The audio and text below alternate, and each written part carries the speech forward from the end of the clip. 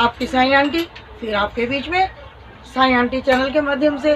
साथियों, अपने मुताबिक मैं आपका समय समय पर किसी न किसी साईं भक्त से परिचय कराती हूँ और उनके पास इतने अनुभव होते हैं कि जिनको सुनकर आप भी खुश होते हैं, मैं भी खुश होती हूँ। तो आज मैं शिरडी से वापस आ रही हूँ दिल्ली, और मुझे दिल्ली के ही एक साईं डिवोटी मिल गए हैं, वीरेंद्र कुमार जी नाम है इनका। तो मैं चाहती हूँ कि ये अपने अनुभव आपसे शेयर करें। वीरेंद्र जी, आपका स्वागत है मेरे साईं आंटी चैनल में। जय साईं राम। मैं चाहती हूँ कि आप अपने अनुभव सब लोगों तक शेयर करें। सबसे पहले मुझे ये बता दीजिए कि आप पहली बार शिरडी कब गए? जय साईं राम। मैं सबसे पहले जी 2008 में मैं शिरडी गया जी। और मेरा तो कोई वहाँ पर अनुभव नहीं था कि कैसा कहाँ है, कौन से उसमें इलाके में है। जी। तो मुझे भी कोई साईं भक्ति लेके गया और वो मेरा काफ़ी अच्छा एक ड्रीम था मेरा कि भाई मैं शिरडी जाऊँ, क्योंकि मैं पहले हमारे दिल्ली में एक बहुत उनका साईं एक हमारा एक टेंपल है, बहुत अच्छा है वो। हम वहाँ सवेरे मॉर्निंग में जाया करते थे। फिर एक इच्छा हुई कि शिरडी है जी। सुनने में आया कि शिरडी है, तो उसे एक देखने की इच्छा हुई।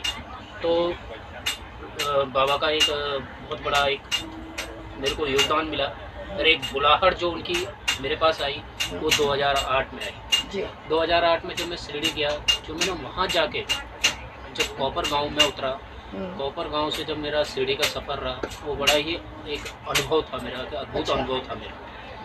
मैं जब गया तो सबसे पहले हम शिरडी में जब हमने फर्स्ट इंटर किया तो हमने पहले बाबा के दर्शन करे, फिर हमारा जब दर्शन करे तो हमने उनके बारे में और जानने की कोशिश करी कि एक नीम का पेड़, फिर उसे देखने की इच्छा हुई। वो आज भी वो नीम का पेड़, जबकि बाबा ने कहा था कि ये नीम का पेड़, आज जो उन्होंने कहा था कि इसके मीठे पत्ते, तो आज भी वो उसका नीम के जो कड़वाहट है वो आज तक उसमें नहीं मिलती है, आज मीठा मिलता है। आपने चख के देखा था? चख के देखा मैंने जी।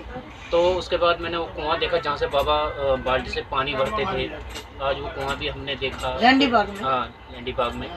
फिर हमने द्वारका में एंटर किया, द्वारका में हमने पूरी रात गुजारी। कहते हैं कि बाबा जिस लकड़ी के जो एक स्तंभ सा होता था वहाँ पे, उस पर कहते हैं कि जिनका बहुत कई सालों से जो कि बैक पेन से ग्रस्त रहते थे, अच्छा, वो बैक पेन कहते हैं कि आप रात में जब आप द्वारका माई में इंटर करते हो तो उसमें क्या है कि आप जब उस स्तंभ पे आप अपनी बैक को लगाते हैं तो कहते हैं कि उसके जो कई सालों से उसका जो बैक पेन है, उसके जो रोग से ग्रस्त है, वो इतनी पीड़ा में रहता है, वो दर्द हमेशा वहाँ जाके ख़त्म हो जाता है द्वारका माई जाके।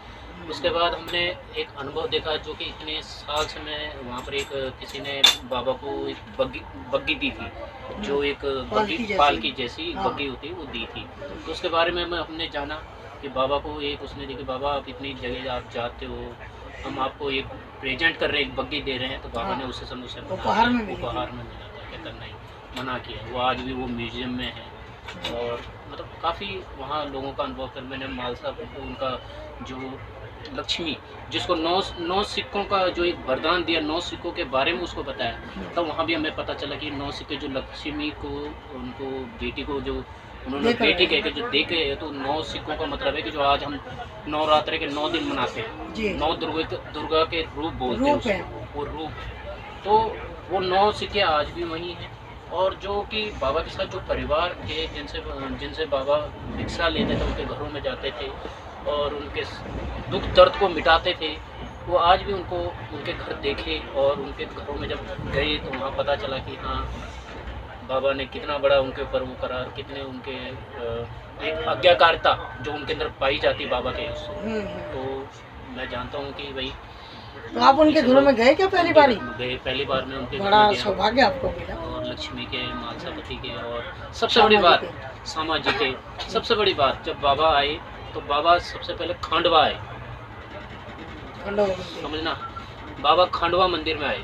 तो मालसापति जो खंडवा के एक पुजारी थे, तो सबसे पहले अगर मैं बोलूँ कि शिरडी में तो वो मालसापति जी ने ही बाबा को, और वो जो नाम साईं पड़ा, उनके पहला वचन जो मुंह से निकला वो साईं था। वो आज भी भाव साईं। तो ये वहाँ की सबसे बड़ी उपलब्धि है। और देश दुनिया के लोग जो आते हैं, तो मैं ये उनको यही मैं कहना चाहता हूँ कि बाबा के जो शिष्य हैं लक्ष्मी और जो उनके लोग हैं वहाँ जाएं और उनके लोगों को देखें आज भी कि किस तरीके से वो बाबा की सेवा में आज तक भी लगे हैं। जो बाबा ने बोला कि सेवा करनी है, और उनको एक और चीज़ बताइए कि भाई देखो कि तुमको पैसे के पीछे नहीं भागना है। बहुत बड़ी बात है। सबसे बड़ी बात है कि धन तुम्हारे लिए नहीं है, पैसा तुम्हारे लिए नहीं है, ये दुनिया तुम्हारे लिए नहीं है, तुमने सिर्फ सेवा। और वो आज भी वो सेवा उसी कर्म से करते जा रहे हैं जो कर्म उन्होंने बाबा ने उनको बताया, जो रास्ता बाबा ने उनको बताया। और तपोभूमि, मेरा ये मानना है कि जब आप सारी शिरडी आप घूम जाओ बाबा के बारे में और जाने के बाद, पूरा जानने के बाद, खैर पूरा तो नहीं जान सकते, हम तो बहुत छोटे हैं, बाबा की तो बड़ी योजनाएं हैं, लेकिन क्या है उसके बाद आप तपोभूमि आइए जहाँ बाबा ने तप किया था, उसके बाद वहाँ जरूर जाएं। बाकी आपके ऊपर तो साईं कृपा रहेगी। समाधि मंदिर से कोपर गांव आते हैं तो बीच में तपोभूमि पड़ती है। वो आज भी जहाँ से वो एक नदी भी है वहाँ पे। तो आपको कुछ ऐसा भी लगा कि बाबा ने आपके जीवन में कुछ परिवर्तन किया हो, या कुछ आपको अनुभव हुआ हो कि मैं बाबा के यहाँ जब से गया कुछ मेरे साथ अच्छा हुआ, या उनका कुछ विशेष आशीर्वाद मिला?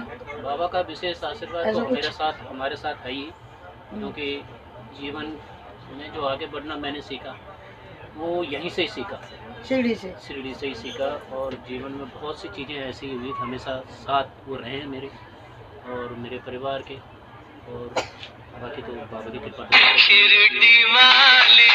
से कहा है कि श्रद्धा और सबूरी जो दो चीज़ें हमको दी हैं वो सदैव जीवन में हमारे रही भी हैं और हमेशा रहेंगी। और सबसे बड़ी बात क्या है कि जैसे श्रद्धा, जैसे आपके मन के भाव होंगे वो वैसे बनते हैं।